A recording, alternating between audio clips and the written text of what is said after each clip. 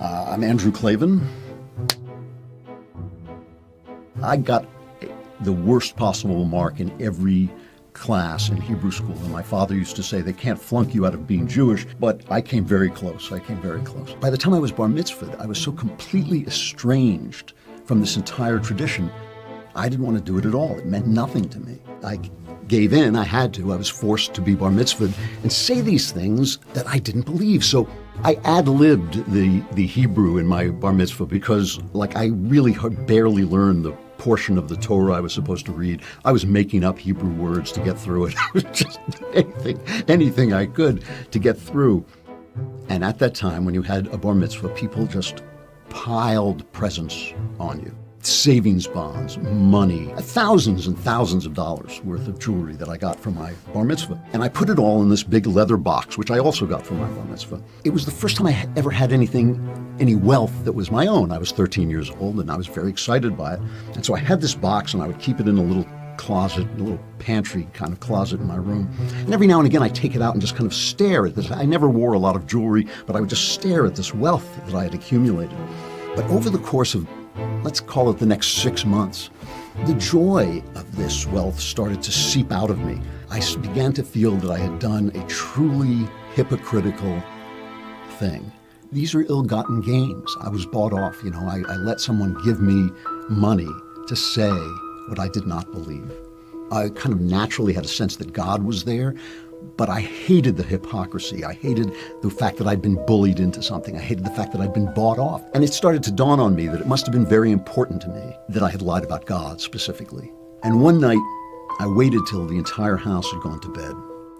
And I took out this box full of thousands of dollars worth of jewelry, and I crept outside and I stuffed it in the garbage because I felt so bad about it. I remember I can feel, even whenever I talk about it, I can feel the broken eggshells and the coffee grounds on my arm because I shoved it down deep because I was afraid somebody would find it before they would throw the garbage away. And in the morning, the garbage men came and they took the garbage and this jewelry and they threw it away. And that was meant to be the end of my religious life. I loved stories. I wanted to be a writer for as long as I can remember. I love tough guy stories because I didn't get along with my father. I needed a male role model, and I turned to stories like by Ernest Hemingway and the tough guy detective stories of Raymond Chandler and The Maltese Falcon by Dashiell Hammett. These tough detectives, and I thought these are the kinds of men I want to be like. These are the guys who walk in a corrupt world, but they carry this kind of integrity inside themselves. As I studied literature, I realized that Jesus was at the center of all of Western literature. I should find out about this. I should find out about it. I went into my bedroom and I closed the door and I started to read the Gospel according to St. Luke. One of the funny things about the gospel is that people have this concept of gentle Jesus, meek and mild. If you can go into the gospel and find a place where gentle Jesus, meek and mild exists, I will pay you to see it, because Jesus is a hard man. He walks into these these deadly situations. Even when they're threatening him with death, he just says what he has to say. And that to me, especially in this world of lies, that to me is so important, such a great model for any man. And my father liked to sabotage anything that I did. So if he heard me writing, if he heard me typing, he would always break in on me and try to mess up my concentration. And so while I'm reading this, he walked in without knocking. He threw open the door and he caught me reading the Gospel according to St. Luke. Now, you have to think about this for a minute, right? I'm 15 years old. He could have walked in on me with a girl in the bed. I was doing that. But he walked in on me reading the Gospel according to St. Luke, and he was furious. I mean, the rage came out of him in little bits because he was trying not to let it out, but it kept bubbling up out of him like hot tar, and he couldn't stop it. He was cursing at me. He was using, foul language, and he would keep bursting out. And we went in to have dinner, and we'd sit down, and it kept coming out, and it kept coming out. And I'm trying to explain to him, I'm not reading it for religious purposes. I'm not reading this for religious purposes. I'm reading it for literary purposes. I just wanted to know what all these guys were writing about. And he pointed his finger at my nose and he said, if you ever convert, I will disown you. I'll disown you. There was only one ambition that I had. I wanted to be a novelist. That was what I wanted. I applied to the University of California at Berkeley because it was so far away from my New York home. And I went into the first of my terrible, terrible depressions. I called them the bola because they were like that throwing thing. It would just kind of appear out of nowhere and wrap itself around my throat and choke me with this sorrow. And I was torn up. I was so broken and crazy inside that I didn't understand how to communicate with other people, how to write stories. I knew I had a talent for writing stories, but I couldn't write stories that people liked because my mind was so messed up and I was so full of rage and twistedness and it didn't appear. I wasn't like a crazy person. You looked at me and you would have thought, well, he seems like a really, all put together guy, but I was not. I was really broken inside. And I didn't know I was going insane. I didn't realize I was going mad because I had that romance of the intellectual. An intellectual is miserable. An intellectual faces things. He tells the truth. He looks life in the eye, and life is meaningless, and life is death. And because he sees these things, he's a man of sorrow. And so I just thought I was a typical intellectual. It's like that song. It's hip to be miserable when you're young and intellectual. That's what I thought I was. But I was in so much pain. I did begin crying out to God in this kind of sick, superstitious way. I mean, I remember, trying all these kind of spiritual experiments to try and get clear.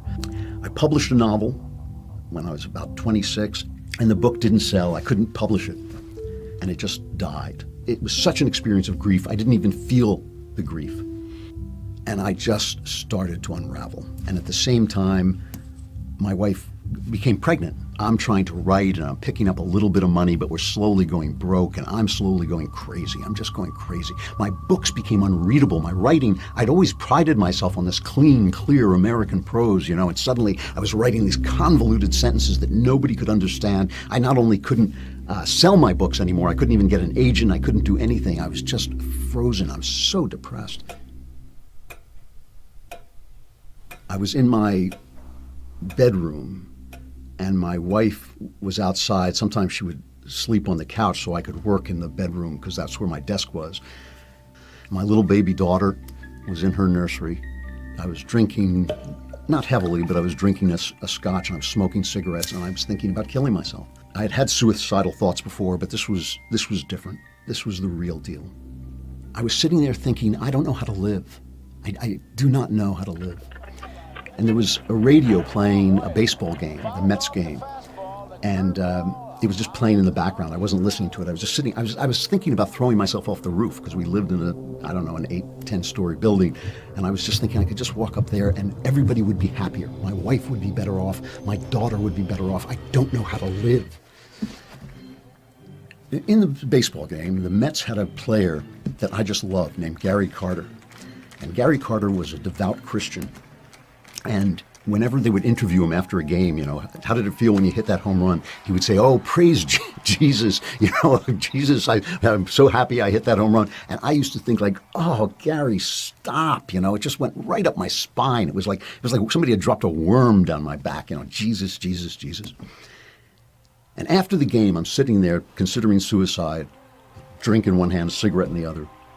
And after the game, Carter won the game by beating out a single to first base. In other words, he hit a ground ball and he ran so fast that the throw was late and he got to first base before the throw, which was amazing because Carter's knees were gone. He was a catcher and he spent all this time squatting. He had terrible knees. So after the game, the interviewer came up to him and said, how could you run so fast when your knees are so bad? And if Carter in that moment had said, Jesus, Jesus, Jesus, I wouldn't have heard it. I was no way ready for that. I had pushed God completely out of my life. But he didn't. What he said was, sometimes you just have to play in pain.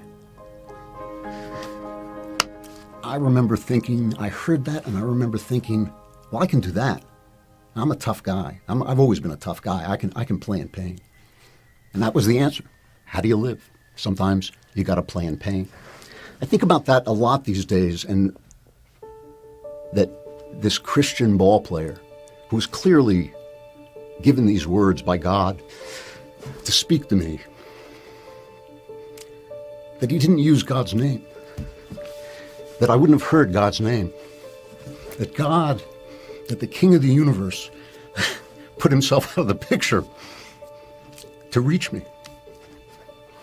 That's, a kind of humility that you don't see in a lot of people. Anyway, that was the last time I ever thought of suicide. I was reading a book, a sea adventure story, great book. I love Patrick O'Brien, great author. At the end of this chapter, it said, his name was Matron. It said, Matron said a quick prayer and fell asleep. And I thought, well, if he can say a prayer, because he was a very intellectual character, I really loved him. It was a series of books, and I just really identified with this character. I thought, if he can say a prayer, I can say a prayer. Here I was, my career was going great. I had married this woman I just adored. I had 2 children I just adored. I was so happy that I had come through this period of pain and emotional breakdown and had changed everything in my life. So I said a 3-word prayer. I said, thank you, God. And I went to sleep. The next morning I woke up and everything had changed. I was suddenly more alive. I suddenly saw everything more clearly. I had been trying to see things clearly since I was a little boy. I remember as a child thinking, I can't get past my daydreams. I can't get past my own thoughts. And suddenly, there it was. There it was. Everything was beautiful. Everything, my wife, I could see my wife's face. I could see the coffee in the cup. I went out into London, one of the most beautiful cities on earth, and I could see the city, and it was all clear. And I realized it was that prayer, it was those 3 words. 3-word prayer. And it was kind of an intellectual experiment for me, but for God, it was the lifeline that he needed. It was the connection he was looking for. What I had been looking for in my life as a writer, as an artist, I had been looking to be directly connected to life. You can't be directly connected to life until you're connected to God, because God is the source of life. Not just the source of life from the beginning, from creation, but the source of life right now, right this minute.